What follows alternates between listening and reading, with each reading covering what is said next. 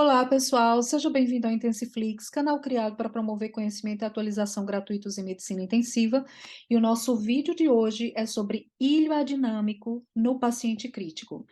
Para quem não me conhece, eu sou a Clarice Costa, sou médica intensivista titulada pela AMIB, apaixonada por medicina intensiva e com outras titulações, como vocês podem ver no vídeo. Não é interesse do nosso canal ditar normas nem condutas para a prática profissional. Eu não tenho conflito de interesse e não se esqueça de se inscrever no nosso canal. E para começarmos o vídeo de hoje, é fundamental a gente revisar conceitos sobre a disfunção do trato gastrointestinal. Então, a disfunção do trato gastrointestinal é frequentemente observada em pacientes criticamente enfermos e está associada a pior desfecho clínico. E o que é a disfunção do trato gastrointestinal? É o comprometimento funcional do trato gastrointestinal e pode se relacionar com e se manifestar por distúrbios na motilidade e ou absorção, violações na integridade da mucosa, alterações no microbioma, aumento da pressão intraabdominal, perfusão mesentérica prejudicada, infecções do trato gastrointestinal e outras consequências clínicas que vão impactar na morbidade do paciente, atribuindo maior morbidade, pode agravar a falência de múltiplos órgãos e evoluir para emergências com risco de vida. Lembrando que as técnicas de monitorização disponíveis são limitadas ainda e as opções de gerenciamento também são escassas. Então, hoje, o nosso assunto se relaciona a distúrbios na motilidade do trato gastrointestinal. E por que é tão importante nos aprofundarmos mais nesse tema ilioadinâmico? Porque evidência de ilioadinâmico, gastroparesia ou desmotilidade do intestino delgado é comum no cenário da doença crítica, seja no paciente clínico, seja no paciente cirúrgico. Ocorrência variando de 50% a 80% em pacientes críticos, com incidência média de 38%. A desmotilidade pode afetar todo o trato gastrointestinal ou apenas um segmento. Geralmente, o ilho adinâmico é caracterizado clinicamente por ruídos intestinais hipoativos ou ausentes, embora não seja uma condição sine qua non, distensão abdominal e passagem retardada de fezes e gases, mas o processo também pode envolver náuseas, vômitos e sensibilidade abdominal. O ilho adinâmico, na doença crítica, demonstrou estar associado a déficit nutricional, maior risco de aspiração, sepse, ventilação mecânica prolongada e maior alocação de recursos de saúde, ou seja, impacta de forma significativa na condução e no desfecho do paciente.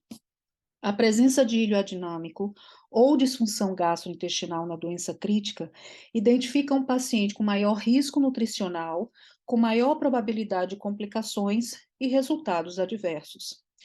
O ilho também está relacionado à diminuição da administração de nutrição enteral, intolerância à alimentação ou falha na alimentação. E a administração de alimentação enteral será mais difícil e exigirá maior cautela com monitoramento rigoroso. Embora, uma coisa muito importante é que os ruídos intestinais não são necessários para iniciar a terapia nutricional. E ao longo do vídeo a gente vai ver que a terapia nutricional de início precoce favorece a melhor função do trato gastrointestinal. Fisiologicamente, a motilidade do trato gastrointestinal é regulada pelo sistema nervoso central, sistema nervoso autônomo e sistema nervoso entérico. Os plexos mioentérico e submucoso fazem parte do sistema nervoso entérico. E o sistema nervoso entérico controla o complexo motor migratório, que é responsável pela atividade motora do intestino. E a motilidade do trato gastrointestinal é modulada por peptídeos gastrointestinais, neurotransmissores e hormônios. E após revisarmos brevemente sobre os reguladores e moduladores da motilidade do trato gastrointestinal, eu trouxe aqui alguns fatores que contribuem para a desmotilidade intestinal, para nós analisarmos. Então, citocinas pró-inflamatórias, que podem levar ao aumento da migração de leucócitos e inflamação da musculatura lisa da parede intestinal, levando a um efeito inibitório na sua contratilidade. Alteração na estrutura e função dos canais iônicos. Elevação de taxininas, como substância P e neuroquinina, como parte de resposta ao estresse, levando a anormalidades na contração do músculo liso intestinal. Óxido nítrico e peptídeo intestinal vasoativo, que são liberados na sepse e que causam supressão do complexo motor migratório. Desregulação neurohormonal, ou seja, desequilíbrio dos moduladores da motilidade intestinal, levando à redução na motilidade intestinal. E aumento da ativação de reflexos nociceptores, que inibe a motilidade em pacientes no pós-operatório. Há também fatores clínicos envolvidos na perpetuação do ilho adinâmico na doença crítica. Então, é muito importante a gente conhecer esses fatores para que a gente atue de forma objetiva, minimizando os efeitos deletérios sobre a motilidade do trato gastrointestinal. Então, anormalidades eletrolíticas, analgesia com opioides, ressuscitação hídrica excessiva, que leva a edema da parede intestinal, uso de sonda nasogástrica para descompressão, manipulação intestinal no momento da cirurgia. Lembrar que o pós-operatório é a causa mais frequente de ilho adinâmico na UTI. Edema de parede intestinal, seja por uma ressuscitação hídrica excessiva, seja por outra causa. Sepse e hipoperfusão intestinal. Repouso prolongado no leito.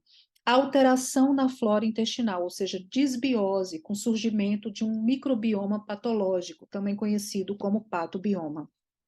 E como nós vimos nos slides anteriores, a disfunção do trato gastrointestinal é frequente na doença crítica e impacta negativamente no desfecho do paciente.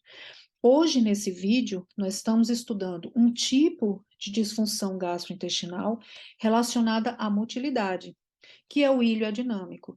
Aqui nesse slide, eu trouxe algumas das consequências que o ilho adinâmico pode provocar no paciente crítico. Então, pode aumentar o risco de broncoaspiração, vai haver alteração no microbioma intestinal, levando a supercrescimento bacteriano, aumento de permeabilidade da mucosa intestinal, promovendo ou aumentando o risco de translocação bacteriana e sepse relacionado à translocação bacteriana, aumento dos dias de ventilação mecânica, aumento da permanência hospitalar, aumento de mortalidade, intolerância alimentar, déficit nutricional e reduz a tolerância e eficácia de medicamentos.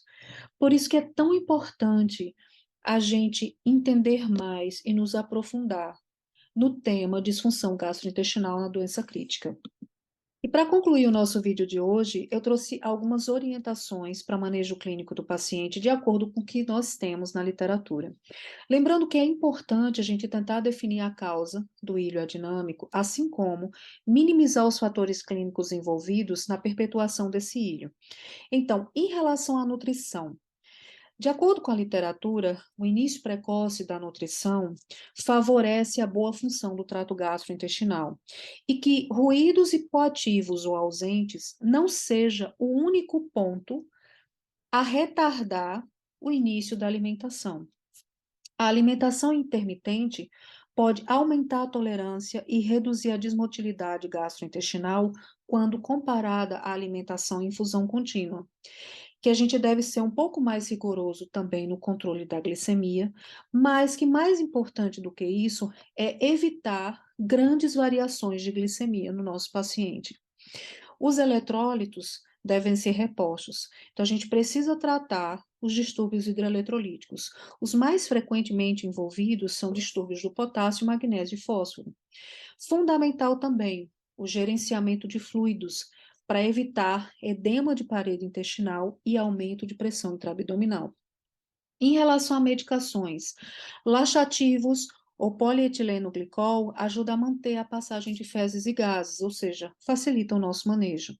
Além de que agentes procinéticos podem desempenhar um papel precoce no início da alimentação enteral, ou seja, facilita a tolerância desse paciente ao início da alimentação enteral. E que em pacientes em uso de opioides, agentes antagonistas opioides de ação periférica podem ser usados. Lembrando que para fazer esse vídeo, as referências usadas estão na descrição do vídeo. E nós concluímos por aqui. Se você gostou desse vídeo, se inscreva no nosso canal, dê o seu like, comente e compartilhe. E nos encontraremos no próximo vídeo. Obrigada!